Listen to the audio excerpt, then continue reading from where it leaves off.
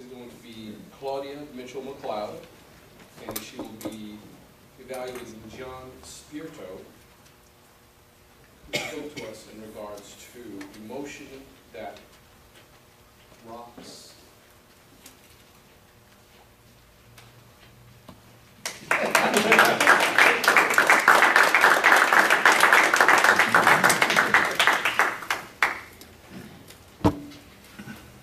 John, I had your title as Find Me True Emotion.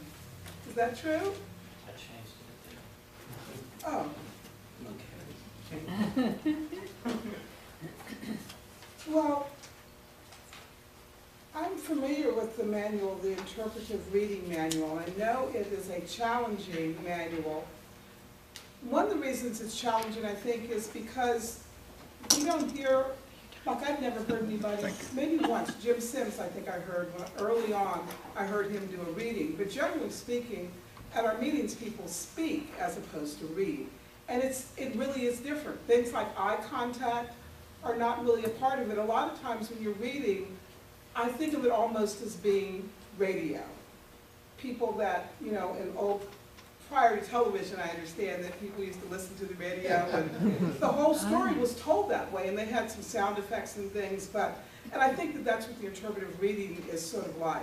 So that it's not about eye contact, and even gestures as much, because as I looked at the objectives and things for the play, it says that since much of the play is cut out, the audience won't understand the part being presented unless you provide some introductory material, introduce each character you'll be presenting, and give 1 or 2 sentences of description for each.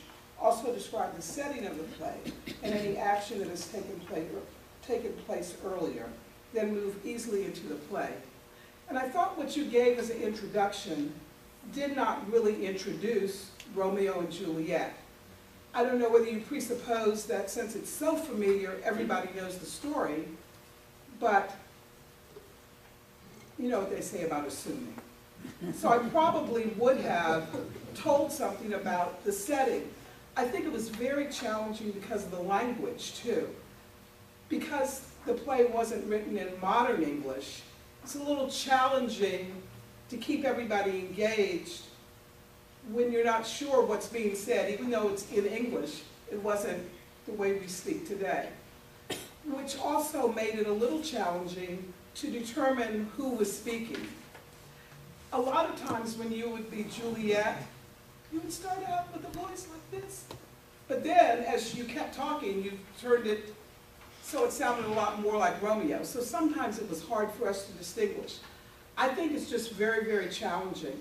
I think my kudos to you for doing it, definitely, but there's so many challenges, and I would recommend that you probably, if you did it again, I probably would pick a play that people weren't familiar with and that used language that we're all familiar with so that you don't have to, and maybe as opposed to male and female, maybe if the different characters, somebody had an accent, you know, like somebody sounded like they're from the South all the time, and then someone else didn't. And maybe that would be easier to distinguish between characters. But I think you did an outstanding job, because just to take on the task of doing anything in this manual is definitely a challenge. So kudos to you. I look forward to your next.